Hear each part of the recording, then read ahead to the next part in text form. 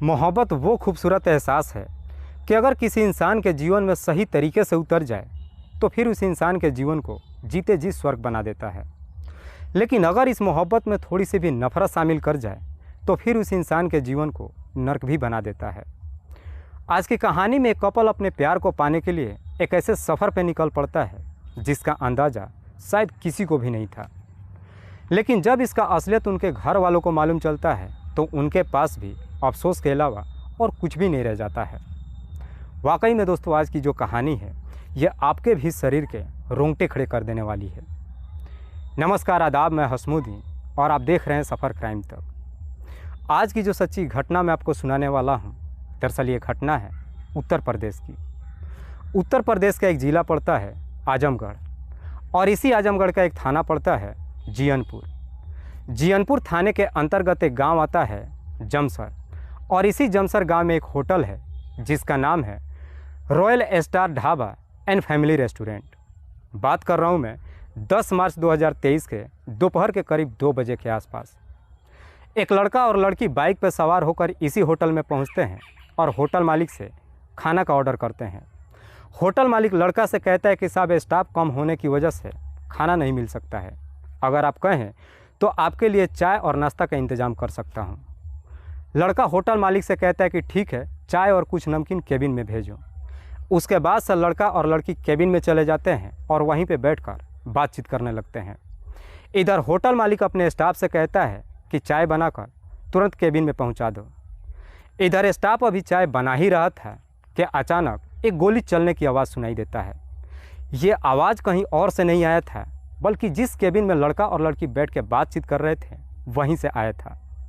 गोली चलने की आवाज़ जब होटल का मालिक सुनता है तो होटल का मालिक और उसका स्टाफ भागते दौड़ते उस केबिन में पहुंचते हैं तो देखते हैं कि केबिन में वो लड़की काफ़ी गंभीर अवस्था में वहीं पर गिर करके पड़ी हुई है।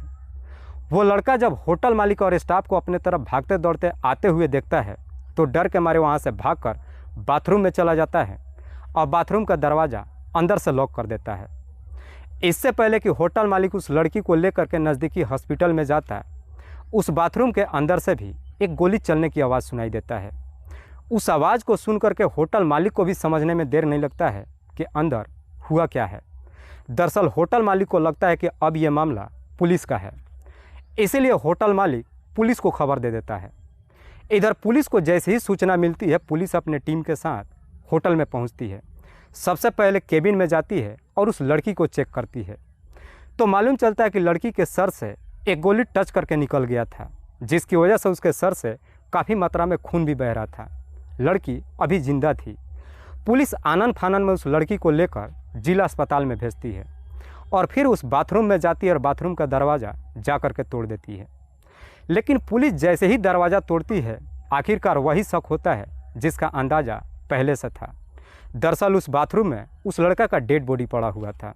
उस लड़के ने एक हथियार से अपने ही सर पे गोली चला दिया था। पुलिस उन दोनों लड़कों के मोबाइल से उनके घर के परिजनों का नंबर निकालती है और दोनों के घर परिवार वालों को खबर देती है। दोनों के घर परिवार वालों को जैसे ही मालूम चलता है, रोते बिलखते होटल पे पहुंचते हैं। पुलिस इस पूरी वारदात के बारे में होटल के मालिक से पूछताछ करती है तो होटल के मालिक भी पूरी कहानी पुलिस वालों को बता देता है। दोनों के घर परिवार वाले जब होटल पे पहुंचते हैं, आखिरकार दोनों की शिनाख्त होती है। लड़का का नाम विशाल कुमार, जिसकी उम्र है लगभग 24 साल के आसपास, जिसके पिता का नाम है शिव बच्चन, जो जमनपुर गांव का रहने वाला है। लड़की का नाम रिया कुमारी, रिया जिसकी उम्र है लगभग 23 साल के आसपास, जो चिलबिल गांव की रहने वाली है। पुलिस सबसे पहले विशाल की डेड बॉडी को अपने कब्जे में लेती है और फिर उसे पोस्टमार्टम के लिए भेज देती है। और फिर पुलिस इस पूरे वारदात के बारे में जानने के लिए हॉस्पिटल में जाती है और रिया से पूछताछ करती है। दरअसल तब तक रिया भी होश में आ चुकी थी। रिया जब इस पूरी वारदात की कहानी बताती है तो वाकई में इसे सुनने के बाद किसी को भी अपने कानों पे यकीन ही नहीं होता है। विशाल जिसके पिता का नाम है शिव बच्चन जो जमनपुर गांव का रहने वाला है। शिव बच्चन के टोटल 3 बेटे हैं, जिसमें बड़ा बेटा सुनील, दूसरा बेटा अनिल और तीसरा बेटा विशाल। सुनील जो कि एक कॉलेज में लेक्चरर है, अनिल खेती किसानी का काम करता है और विशाल अपने ही घर से लगभग 3 किलोमीटर दूर मैना देवी कॉलेज में फर्स्ट ईयर की पढ़ाई करता है। विशाल जिस कॉलेज में पढ़ाई करता है उसी कॉलेज में रिया भी फर्स्ट ईयर की पढ़ाई करती है। रिया जो देखने में जितनी खूबसूरत, पढ़ने में उतनी ही तेज़। रिया अपने जीवन में टीचर बनना चाहती है। विशाल जो कि लड़कों से बहुत कम बातचीत करता है, अक्सर अकेले ही रहता है। इसी कॉलेज में पढ़ाई के दौरान पहली बार विशाल और रिया की मुलाकात होती है। विशाल और रिया की जब पहली बार मुलाकात होती है, रिया पहली नज़र में विशाल को अपना दिल दे बैठती है। दरअसल रिया को विशाल का ये बिहेवियर बहुत ज़्यादा पसंद आ जाता है कि विशाल एकदम शांत स्वभाव का था। इसलिए विशाल से कोशिश करती है कि वो अपने प्यार का इजहार करे। हालांकि विशाल भी रिया को पसंद करता है, लेकिन अपनी दिल की बात कहने से काफ़ी डरता है। इसलिए रिया एक दिन खुद विशाल के सामने जाकर अपने प्यार का इजहार करती है और कहती है कि मैं तुमसे बेपनाह मोहब्बत करती हूँ। लेकिन रिया जैसे इस तरह की बातें विशाल से कहती है, विशाल उसके प्यार को एक्सेप्ट तो करता है, लेकिन साथ ही साथ उससे कहता है कि क्या तुम पूरी ज़िंदगी मेरा साथ दोगी ना। इस पर रिया उसी दिन ही कसम खा लेती है कि चाहे जो कुछ भी हो जाएगा, मैं ज़िंदगी भर तुम्हारा साथ नहीं छोड़ूंगी। उसके बाद से विशाल और रिया के बीच में प्रेम प्रसंग शुरू हो जाता है। दोनों के बीच में जब प्रेम प्रसंग शुरू होता है, लगभग 1.5 साल का समय गुजरता है। इन 1.5 सालों में दोनों एक दूसरे से कई बार मुलाकात भी करते हैं। लेकिन दोनों का जब प्यार का परवान चढ़ता है, विशाल और रिया शादी करने का फैसला कर लेते हैं। इसलिए विशाल एक दिन अपने घर पे जब जाता है, इस बारे में अपने बड़े भाई सुनील से बातचीत करता है। विशाल अपने बड़े भाई सुनील से कहता है कि मेरे कॉलेज में एक लड़की पढ़ती है जिसका नाम है रिया, और मैं उससे बेइंतहा मोहब्बत करता हूँ और मैं उसी से शादी भी करना चाहता हूँ। लेकिन विशाल जैसे इस तरह की बातें अपने भाई से कहता है, तो सुनील अपने भाई को समझाते हुए कहता है कि अभी तुम्हारी पढ़ने की उम्र है, अभी तुम अपनी पढ़ाई पे ध्यान दो। पढ़ लिख करके जब तुम कुछ बन जाओगे, उसके बाद तुम जहाँ भी कहोगे हम तुम्हारी शादी कर देंगे। सुनील जैसे इस तरह की बातें विशाल से कहता है, तो विशाल को भी लगता है कि उसका भाई बिल्कुल ठीक कह रहा है। उसके बाद से विशाल अपनी पढ़ाई पे ध्यान देना शुरू कर देता है। अपनी पढ़ाई पे ध्यान तो देता ही है, लेकिन साथ ही साथ रिया के साथ इधर उधर घूमता भी है। लेकिन रिया के साथ में जब विशाल का चक्कर चलता है, इस बात की जानकारी रिया के भी घर वालों को मालूम चल जाता है। लेकिन रिया के जब घर वालों को मालूम चलता है, तो इस बात पे रिया के घर वाले काफ़ी नाराज़ होते हैं। नाराज़ इस प्रकार से हो जाते हैं कि गुस्से में आकर रिया के घर वाले उसकी शादी मई महीने में तय कर देते हैं किसी इंजीनियर से। हालांकि इस शादी का रिया काफ़ी विरोध करती है, लेकिन उसके घर परिवार वाले रिया से सिर्फ एक ही बात कहते हैं कि तुम जहाँ पे चाहती हो वहाँ पे हम तुम्हारी शादी किसी कीमत पे नहीं होने देंगे। अगर तुम्हें शादी करनी है तो हमारी मर्ज़ी से शादी करनी होगी, और अगर नहीं करोगी तो हमारा तुमसे कोई रिश्ता नहीं रहेगा। रिया के घर परिवार वाले जब रिया के ऊपर दबाव डालना शुरू करते हैं, आखिरकार रिया भी अपने घर परिवार वालों की बात मान लेती है और इस शादी के लिए राज़ी हो जाती है। रिया इस शादी के लिए राज़ी तो हो जाती है, लेकिन इस शादी के बारे में अपने आशिक विशाल से कुछ भी नहीं बताती है। उसके बाद से विशाल जब रिया के नंबर पे फ़ोन करता है, रिया उसका फ़ोन ही नहीं उठाती है।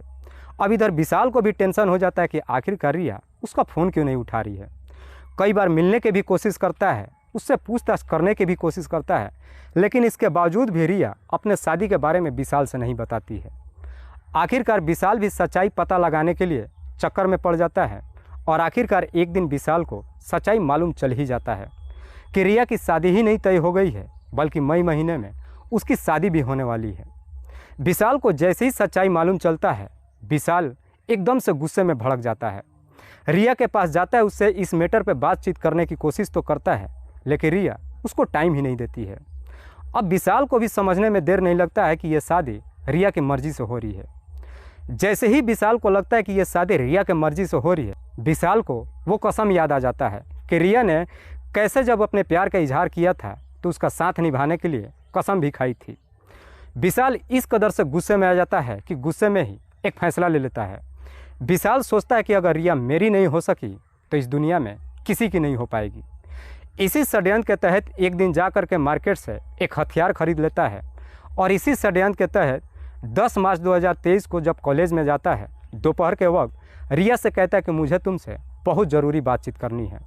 रिया उससे बातचीत करने के लिए तैयार ही नहीं होती है। इसीलिए विशाल रिया से कहता है कि मैं तुमसे एक आखिरी बार बातचीत करना चाहता हूँ, यकीन मानो इसके बाद से मैं तुम्हें कभी परेशान नहीं करूँगा। विशाल जैसे इस तरह की बातें रिया से कहता है तो रिया को भी लगता है कि चलो एक आखिरी बार इससे बातचीत कर ही लेती हूँ, हो सकता है इसके बाद से विशाल उसका पीछा छोड़ देगा। इसलिए रिया विशाल से मिलने के लिए तैयार हो जाती है। विशाल अपने षड्यंत्र के तहत रिया को अपने ही बाइक पर बिठा लेता है और उस होटल में लेकर के जाता है। उस होटल के केबिन में जब दोनों पहुंचते हैं उस वक्त भी विशाल रिया को काफ़ी समझाने की कोशिश करता है। कहता है कि मैं तुम्हारे बगैर रह नहीं सकता हूँ, इसीलिए मैंने जब तुम्हारा प्यार एक्सेप्ट किया था उसी वक्त मैंने तुमसे पूछा था कि क्या तुम मेरा ज़िंदगी भर साथ दोगी या नहीं दोगी। इस पर रिया कहती है कि मैं अपने घर वालों के सामने मजबूर हूँ, जहाँ पे मेरे घर वाले कहेंगे मैं वहीं पे शादी करूँगी। रिया जैसे इस तरह की जवाब विशाल को देती है तो विशाल को भी लगता है कि अब वो उसकी बात नहीं मानने वाली है। इसीलिए गुस्से में उठ करके खड़ा हो जाता है, अपने पास से उस हथियार को निकालता है और फिर रिया के सामने तान करके खड़ा हो जाता है। इससे पहले कि रिया अपने आप को बचाव करती, विशाल गोली चला देता है, जो गोली रिया के सर को टच करके निकल जाती है, जिसकी वजह से उसके सर से काफ़ी मात्रा में खून बहने लगता है और वो ज़मीन पे गिर जाती है। इधर विशाल को लगता है कि शायद रिया की मौत हो चुकी है, इसलिए वो भी वहाँ से भाग जाता है और जा कर के बाथरूम में छुप जाता है। बाथरूम का दरवाज़ा अंदर से लॉक कर लेता है और उसी हथियार से अपने सर पे भी गोली चला देता है, जिसकी वजह से विशाल की भी घटनास्थल पे ही मौत हो जाती है। वाकई में रिया जब यह पूरी कहानी पुलिस वालों को बताती है, खास करके इसका असलियत विशाल के घर वालों को मालूम चलता है, तो उन्हें अपने कानों पर यकीन ही नहीं होता है कि उनका बेटा रिया के प्यार में इस हद तक आगे बढ़ चुका था। दोस्तों, इस घटना को सुनाने का उद्देश्य मुझे किसी को परेशान नहीं करना है, किसी को तकलीफ़ नहीं पहुंचाना है, बस आपको बताना है आप जहां भी रहें सुरक्षित रहें और अपनों का ख्याल रखें। तब तक के लिए जय हिंद, जय भारत।